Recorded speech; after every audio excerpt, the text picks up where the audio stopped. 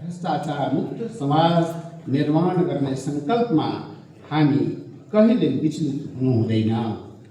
आजको युगमा हामी अक्सर भ्रष्टाचार भन्नाले केवल आर्थिक लेनदेनलाई मात्र बुझ्ने गर्दछौँ, तर राजर्षि जनकको दर्शनले हामीलाई के सिकाउँछ भने पद र शक्तिको मोहमा परेर आफ्नो कर्तव्य र मर्यादाबाट विमुख हुनु नै सबभन्दा ठुलो विचलन हो।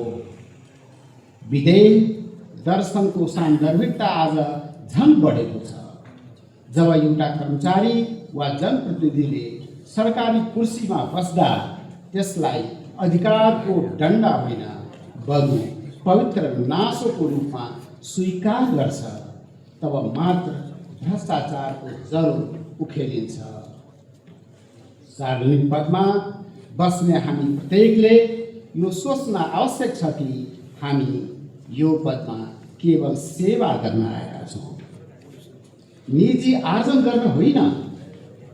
जसरी जनकले राजकीय वैभवको बीचमा रहेर पनि कहिल्यै कुनै आसक्ति राखेनन्, त्यसै गरी आजका हामी सबै राजसेवकले राज्यको स्रोत र साधनलाई जनताको नासो ठानी संरक्षण गर्नुपर्दछ।